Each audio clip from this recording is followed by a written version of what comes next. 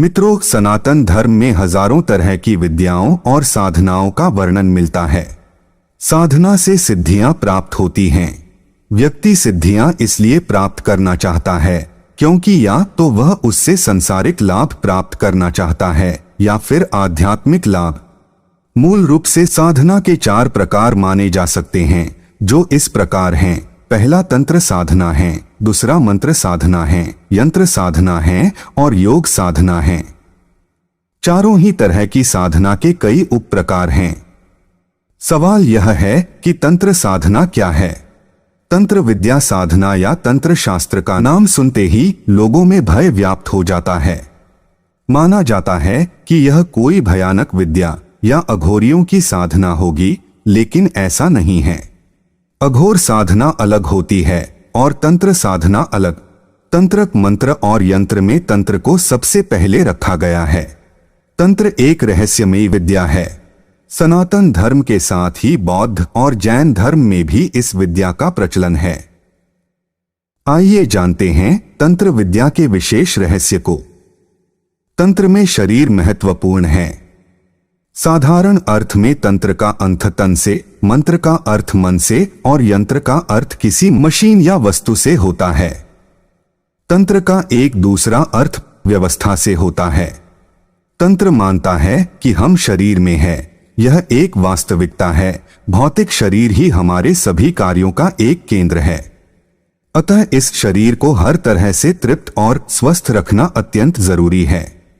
इस शरीर की क्षमता को बढ़ाना जरूरी है। इस शरीर से ही अध्यात्म को साधा जा सकता है और योग भी यही कहता है। आप यह नहीं जानते होंगे कि तंत्र का मांस, मदिरा और संभोग से किसी भी प्रकार का संबंध नहीं है। जो व्यक्ति इस तरह के घोर कर्म में लिप्त है वह कभी तांत्रिक नहीं बन सकता और तंत्र को इसी तरह के लोगों ने बदनाम कर दिया है। तांत्रिक साधना का मूल उद्देश्य सिद्धि से साक्षात्कार करना है। इसके लिए अंतर्मुखी होकर साधनाएं की जाती हैं। तंत्र का उल्लेख ग्रंथों में है। तंत्र को मूलतः शैव आगम शास्त्रों से जोड़कर देखा जाता है, लेकिन इसका मूल अथर्ववेद में पाया जाता है। तंत्र शास्त्र 3 भागों में विभक्त है: आगम तंत्र, यामल तंत्र और मुख्य तंत्र। आगम में शैवागम, रुद्रागम और भैरवागमन प्रमुख है। वाराही तंत्र के अनुसार, जिसमें सृष्टि, प्रलय, देवताओं की पूजा, पुरस्चरण, षटकर्म साधन और 4 प्रकार के ध्यान योग का वर्णन हो, उसे आगम कहते हैं। जिसमें सृष्टि तत्व, ज्योतिष, नित्य कृत्य, क्रम, सूत्र, वर्णभेद और युगधर्म का वर्णन हो, उसे यामल कहते हैं। इसी तरह जिसमें सृष्टि, लय, मंत्र, निर्णय, तीर्थ, आश्रम धर्म, कल्प, ज्योतिष संस्थान, व्रत कथा, शौच, स्त्री पुरुष लक्षण, राजधर्म, दान धर्म, युग धर्म, व्यवहार तथा आध्यात्मिक नियमों का वर्णन हो, वह मुख्य तंत्र कहलाता है। वाराही तंत्र के अनुसार तंत्र के 9 लाख श्लोकों में 1 लाख श्लोक भारत में हैं। तंत्र साहित्य विस्मृति के चलते विनाश और उपेक्षा का शिकार हो गया है। अब तंत्र शास्त्र के अनेक ग्रंथ लुप्त हो चुके हैं। वर्तमान में प्राप्त सूचनाओं के अनुसार 199 तंत्र ग्रंथ हैं। तंत्र का विस्तार ईसा पूर्व से 13वीं शताब्दी तक बड़े प्रभावशाली रूप में भारत, चीन, तिब्बत, थाई देश, मंगोलिया, कंबोज आदि देशों में रहा। तंत्र को तिब्बती भाषा में ऋग्युद कहा जाता है। समस्त ऋग्युद 78 भागों में है, जिनमें 2640 स्वतंत्र ग्रंथ हैं। इनमें कई ग्रंथ भारतीय तंत्र ग्रंथों का अनुवाद है और कई तिब्बती तपस्वियों द्वारा रचित है। रहस्यमयी विद्याएं। तंत्र में बहुत सारी विद्याएं आती है, उसी में एक है गुह्य विद्या। गुह्य का अर्थ है रहस्य।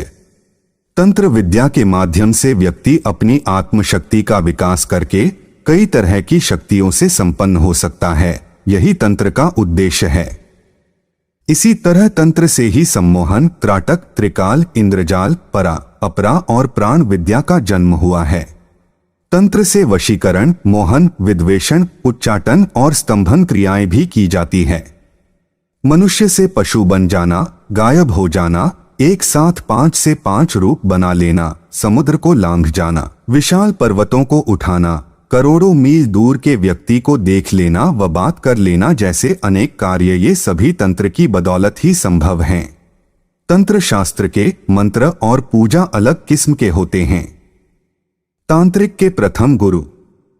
तंत्र के प्रथम उपदेशक भगवान शंकर और उसके बाद भगवान दत्तात्रेय हुए हैं। बाद में सिद्ध, योगी, शाक्त और नाथ परंपरा का प्रचलन रहा है। तंत्र साधना के प्रणेता शिव, दत्तात्रेय के अलावा नारद, परशुराम, पिप्पलादि, वशिष्ठ, सनक, शुक, संदन, संत कुमार, भैरव, भैरवी, काली आदि कई ऋषि मुनि इस साधना के उपासक रहे हैं। ब्रह्मयामल में बहुसंख्यक ऋषियों का नामोल्लेख है। तांत्रिक साधना के मार्ग। तांत्रिक साधना को साधारणतया 3 मार्ग, वाम मार्ग, दक्षिण मार्ग और मध्यम मार्ग कहा गया है। हालांकि यह मुख्यतः 2 प्रकार की होती है, एक वाम मार्गी तथा दूसरी दक्षिण मार्गी। वाम मार्गी साधना बेहद कठिन है। वाम मार्गी तंत्र साधना में 6 प्रकार के कर्म बताए गए हैं, जिन्हें षट कर्म कहते हैं। पहला शांति कर्म, जिससे रोग, कुकृत्य और ग्रह आदि की शांति होती है, उसको शांति कर्म कहा जाता है। दूसरा वशीकरण, जिस कर्म से सब प्राणियों को वश में किया जाए, उसको वशीकरण प्रयोग कहते हैं।